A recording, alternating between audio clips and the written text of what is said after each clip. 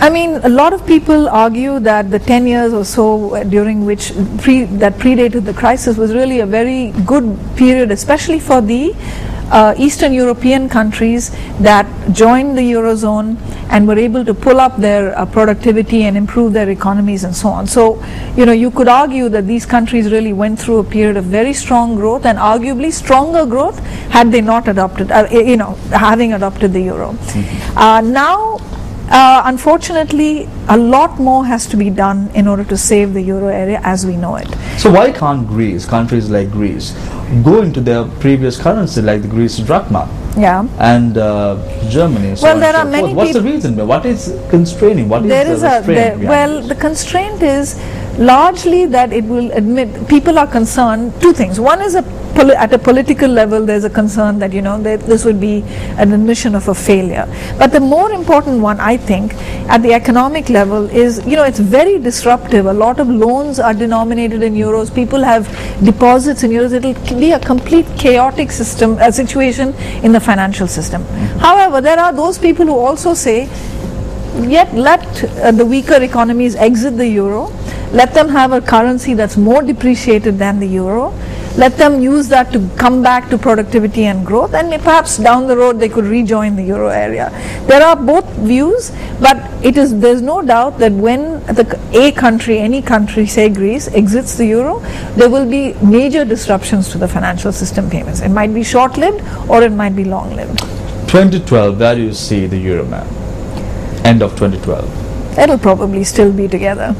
It will? It'll probably still be together. But we'll talk maybe at the end of 2012 and see if I got it right. Sure, ma'am. Now, what would be the impact on the economic crisis on the financial literacy of the developing countries, especially countries like Sri Lanka? Let's move completely to the subcontinent now. Right. I mean, I think one of the lessons that we need to learn is, their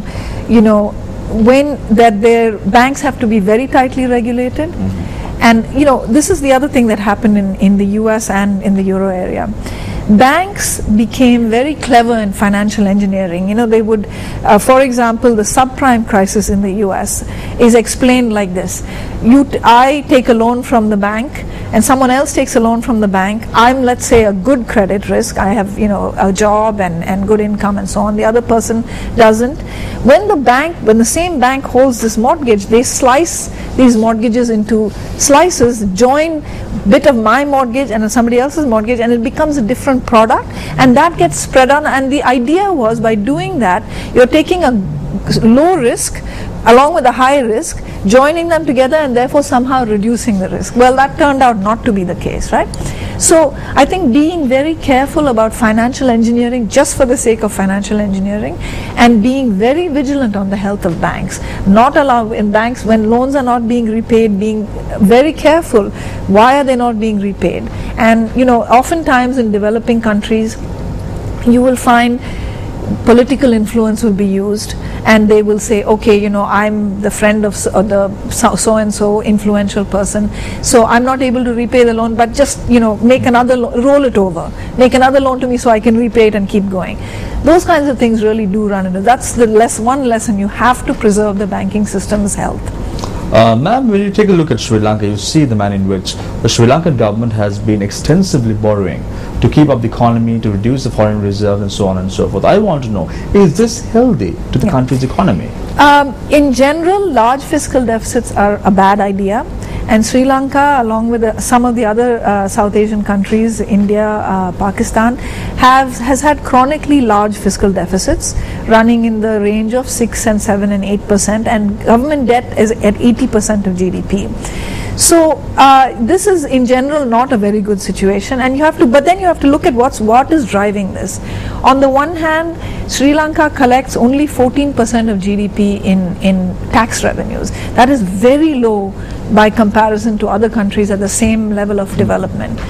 At the same time, there's also large amounts of government spending, and typically not on very productive things. In other words, if the government is spending, let's say, on infrastructure, then you could argue that if it runs a deficit for a certain amount of time, it's okay because that infrastructure will give rise to future growth. But if the government is only consuming, which happens in a lot of these countries, usually subsidies and these sorts of things, they are not generally considered productive expenditure. That's when you run into a problem.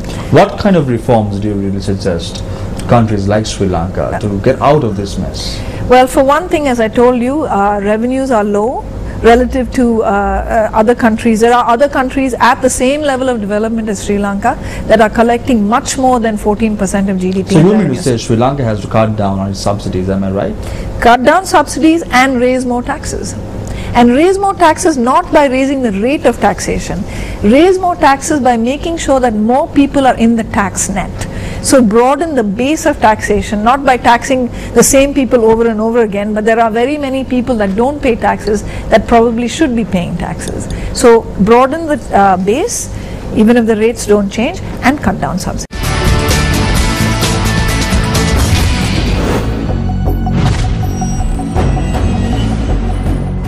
Welcome back to Biz First in Focus. Ma'am, I want to know, Sri Lanka is an export-oriented economy. We export bulk of our products to Europe. What must we do in light of the European crisis, the Eurozone crisis that is now plaguing the entire world? Yeah, Sri Lanka is, you're quite right, quite heavily exposed to the Eurozone. In some types of exports, say garments, more than 50% goes to the Eurozone. Sri Lanka is also exposed to the Eurozone through tourism arrivals. About 40% or so of tourists come from Europe. So Sri Lanka needs to do basically two things. It needs to diversify its export products, and it needs to diversify its export markets. Now, on the product side, you know, Sri Lanka has, if you look at the share of garment exports in Sri Lanka's total exports, it has been remarkably steady since all the way back the 80s. At about 66%, it's been that. That is and in most other countries that have started out like Sri Lanka did, let's say Thailand. In 1980, Sri Lanka and Thailand would have looked very similar in terms of the products that they exported. 2009-10, Sri Lanka still looks the way it did in 1980. Thailand has moved away from that, has moved into manufacturing, electronics, those sorts of things. So the question is, why is a country like Thailand able to do it and not Sri Lanka? So diversifying the export products is one thing. Diversifying export markets, and where should Sri Lanka focus? Now we all know that the center of gravity of the world economy is shifting eastward, is shifting to China, it's shifting to India, to a lesser extent than China, but to quite a great extent. So Sri Lanka now, I think, needs to shift its focus towards these faster growing economies and away from Europe and the US. Ma'am, when we talk about foreign direct investments in the country, the Sri Lankan government is looking at 8% economic growth by the end of 2012, which was downgraded to 7.2% over the last couple of months. In order to do this, FDI should stand at 35% of the GDP. However, many investors say that the transparency of the policies in Sri Lanka has disturbed them largely. Last year we saw the manner in which the Expropriation Act was brought forward, and the manner in which many companies were taken over by the government as well. How is this really going to affect the country in the long run? You know, it's not just FDI. I want to be clear on this. We should, of course, FDI is very important, but investment by anybody is, you know, domestic investors and foreign investors, depends on something that the World Bank calls the investment climate. And we actually do a survey of the investment climate. It's also sometimes called the Doing Business Survey. It comes out every year. It's been in existence now for, I think, about 10 years or so. Every year you can track countries. They do surveys of firms and investors, asking them, you know, what are the most difficult things that you face in opening a company or expanding your production and so on. And Sri Lanka ranks, pretty low in that ranking, which means to say it's not a very favorable investment. Last year, ranked 98 in this index, and this year we are ranked at the 89th position. Right. So there's been an improvement by some measures. Clearly, is it a benchmark, ma'am, to decide where the country is really heading? Can that be taken as a benchmark? I would not put too much weight on the particular rank, or where you want to look at whether it's moving in the right direction. And that's, I think, much more of an important thing to do. You know, let's also understand that the Doing Business survey is, after all, a survey of people and how their impression. They're very important. These are important people who are actually investing. But you know, I wouldn't put too much emphasis on a particular number, 100 or 50 or whatever, as long as the country is moving in the right direction. It's very clear that the Sri Lankan government needs to focus on the improvement in the business climate in this country. This is a small country, small open country. Unlike most other South Asian countries, Sri Lanka's population demographics are very different. It's aging, as opposed to, whereas in India, you know, populations grow, the demographic is still of young people, the population of young people is growing. So Sri Lanka really does need to focus on becoming more business friendly, more competitive and more productive. Ma'am, Sri Lanka is now on a development drive following the end of the conflict. 3 years after, we're looking at building bridges, we're looking at building roads, we're looking at building infrastructure. Is that the way out? That is absolutely the right strategy. For, you know, during for 30 years or so, clearly investments were taking place at a much lower level than they should have been because of the conflict. So this, I believe, is the right strategy.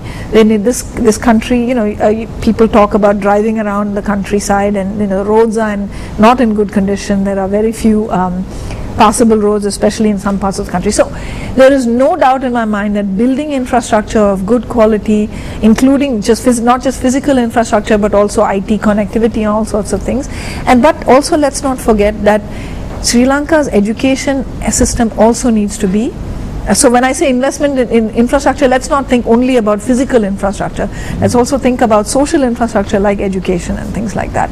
So absolutely the right strategy to be doing that. The depreciation of the rupee, ma'am, what are your thoughts on that? So part of that is a global phenomenon.